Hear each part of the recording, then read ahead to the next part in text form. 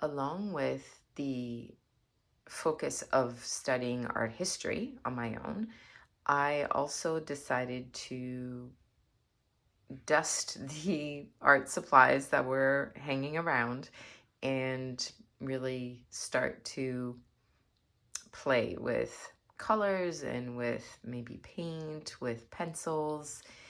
And the way I did this was several ways. I um, found on different websites some free classes, and one of them was from Creative Bug. I discovered that Creative Bug had classes by Lisa Congdon, which actually I have her little book here.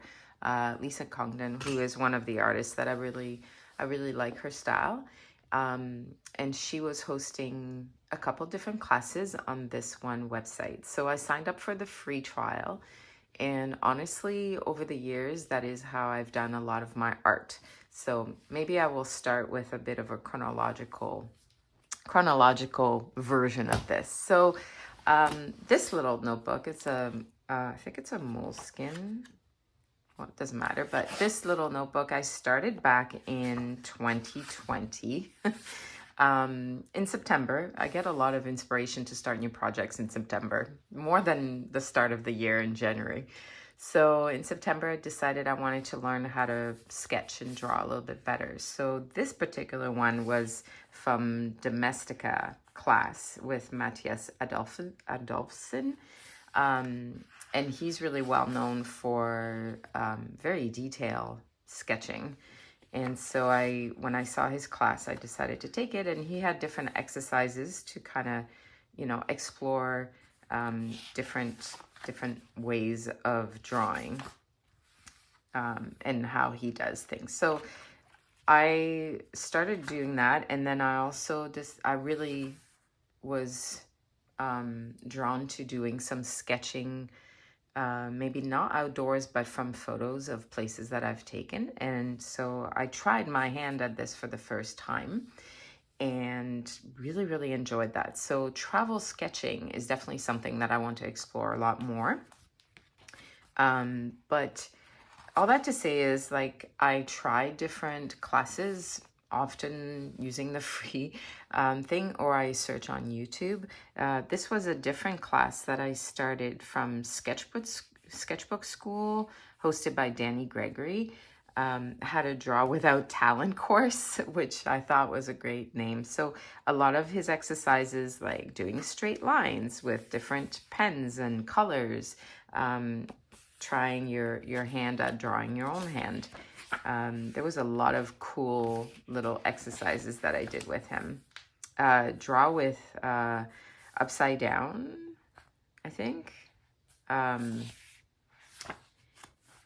A blind contour with a boot. Anyway, the point is, there's a lot of resources out there that you could do, and prompts is another one. In Instagram, there's also a lot of prompts that you can find, that you can draw along. There's so much on the internet. So as I kept going through the year, well, now we're back like another year later in 2021, I just would pick this up sometimes and keep going. And then we go to this summer, which is Lisa Congdon's class. And I started in August doing her class, and then switched to this sketchbook, which I did a video about her, Lisa Congdon's class, on here. She also had a daily drawing challenge. So every day, her videos would show how to draw these things, which I found very helpful, instead of just copying it to know how she went about it. So these are very simple ways of trying different things. And like I said at the start of my video, I'm not really an artist, but I love the process. I love trying things and just seeing how it goes. YouTube is definitely a huge source of inspiration and free things that you can try. So, for example, this was from Drawing Exercises video by Jess Karp, which I highly recommend. I will include a snapshot of her video homepage, a YouTube homepage, and I think I can link as well in the description. She's very inspiring and has some wonderful exercises to try out. So the cross hatching was a great one. Continuous drawing without lifting your pencil was interesting. Some shading practice was really cool to do, and a lot more cross hatching. This is back to the Lisa Congdon. I did a non-dominant hand drawing, which was really cool. Some checkerboards. So just filling my sketchbook with this kind of thing has been really, really enjoyable.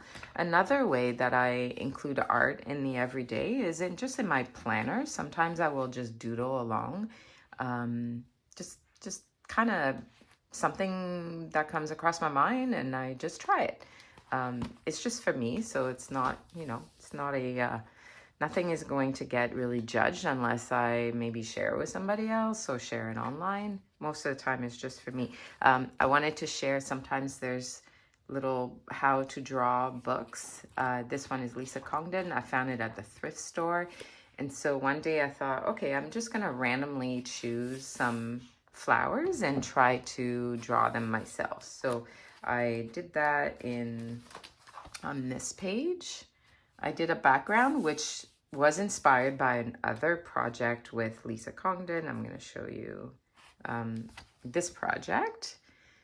I really liked how that turned out, so I basically did the same thing. Did the background with the purple and then chose a few flowers to copy and try out on this page.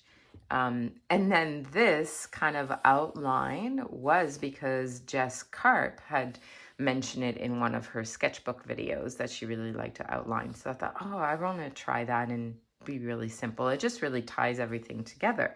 Well, again, it's just trying different things and not being worried about how it comes out and more just playing.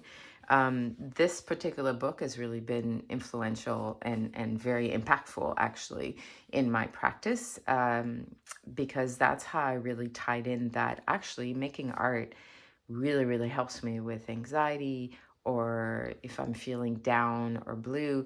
Usually when I'm feeling down, I tend to know that going in nature or moving my body really helps.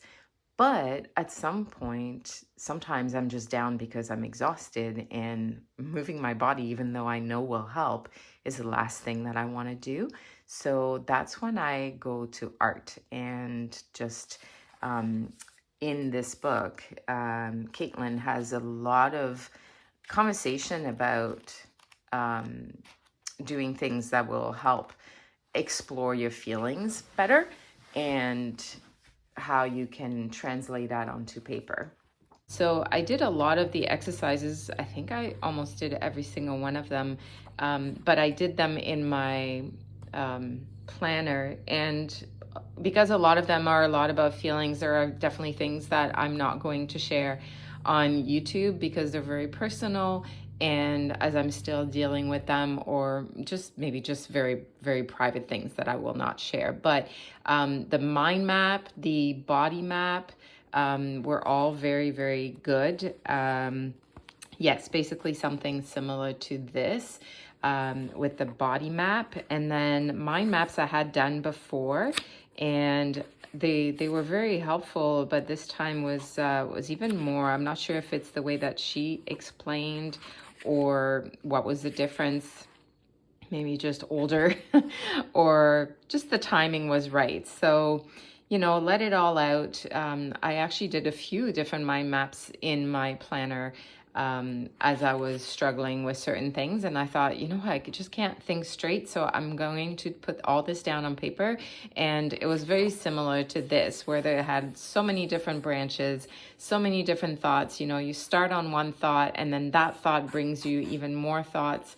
But at the end of that processing, I felt lighter, I felt more focused. I could see certain things were just my mind just really revving at high speed, and I could relax a little bit more. So again, very, very good. I will show a couple of different exercises I did, 2 exercises I did from this book, because one of them, as you'll see, you can't really see anything in it. So I will share a couple of other photos from this process, but basically I wrote all underneath here.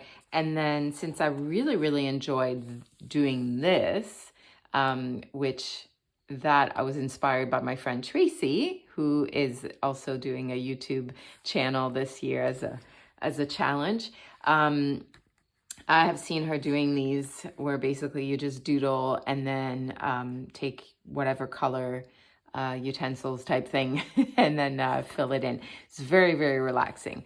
So I thought I could do this. I will write out, put all my feelings out onto the page, and then just cover it all with the doodles and then cover with the colors.